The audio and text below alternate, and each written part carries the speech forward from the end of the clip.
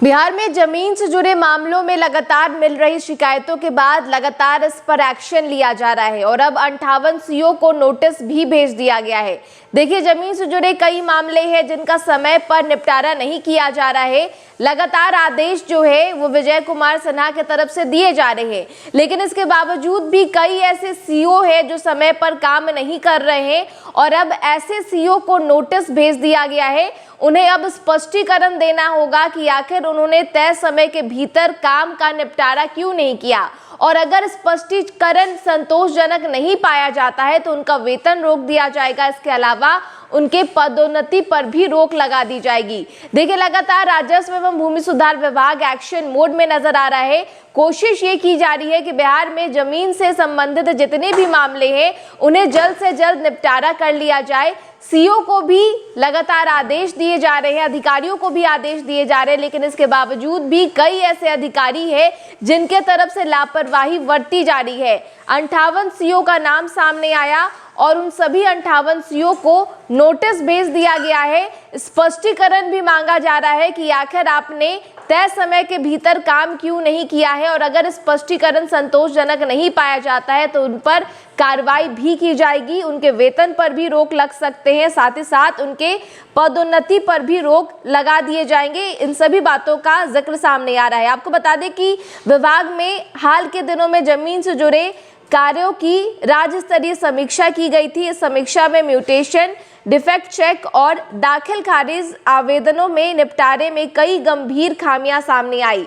जांच में पाया गया कि अनेक अंचलों में दाखिल खारिज के मामले निस्तारण की गति बेहद धीमी हुई है और कई अंचल कार्यालयों में बड़ी संख्या में आवेदन लंबित भी हैं, जबकि कुछ मामलों में बिना ठोस कारण के आवेदनों को खारिज कर दिया गया है।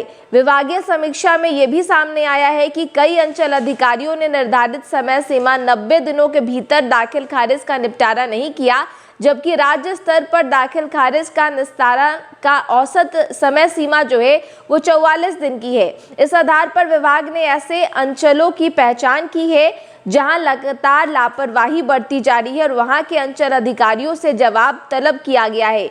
नोटिस पाने वाले में बारसोई, पूर्णिया ईस्ट, उदाकिशनुगंज, आरा, रानीगंज, शाहपुर, फारबिसगंज, गोरौल और दीदारगंज के अंचल अधिकारियों का नाम शामिल है। सिर्फ कामकाज ही नहीं बल्कि विभागीय अनुशासन के मामले में भी कई अधिकारी उदासीन नजर आए हैं।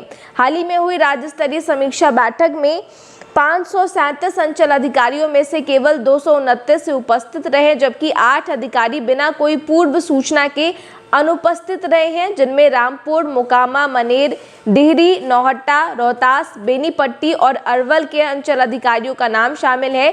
विभाग ने इसे गंभीर अनुशासनहीनता मानते हुए इन अधिकारियों को भी स्पष्टीकरण इन अधिकारियों से भी मांगा गया है। तो लगातार राजस्व एवं भूमि सुधार विभाग जो है वो एक्शन मोड में नजर आ रहा है। कोशिश ये की जा रही है कि जितने भी मामले लंबित हैं उन्हें तय समय के भीतर उन सभी मामलों का निपटारा कर लिया जाए, और ऐसे में लगातार ये देखा जा रहा है कि कई ऐसे सीओ हैं जिनके तरफ से लापरवाही बरती जा रही है, और अब उन्हीं सीओ की पहचान करके विभाग की तरफ से 58 ऐसे सीओ का नाम सामने आया है जिन्हें नोटिस भेज दिया गया है, और अब उन्हें स्पष्टीकरण देना होगा कि आखिर उनके तरफ से क्यों लापरवाही बरती गई, तय समय के भीतर उन्होंने क्यों नहीं काम किया।